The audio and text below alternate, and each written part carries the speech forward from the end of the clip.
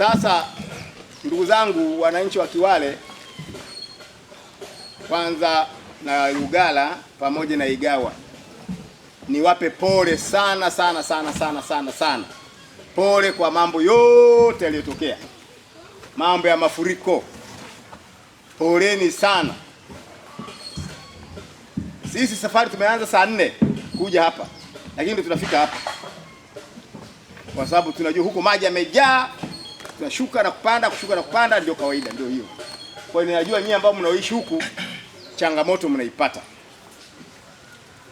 Nimekuja kuwapeni pole kwa niaba ya serikali, lakini serikali yetu ya Jamhuri ya Muungano wa Tanzania inayoongozwa na Dr. Samia Suluhu Hassan inatambua changamoto za Malinyi kwa ujumla. Inatambua changamoto zinazotupata sisi wana Malinyi huku.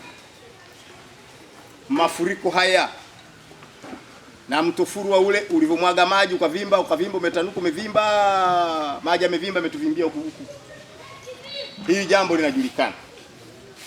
Kwa hiyo sio jambo geni, serikali inalijua, na ndio maana serikali yetu baada ya kupata taarifa pia imetoa misaada. Vyakula, mahindi tani 7, magodoro na sabuni na vitu vingi, mahindi na blanketi kwa wale ambao tutakuwa wameathirika.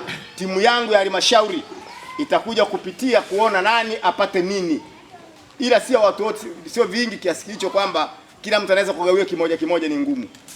Taangalia watu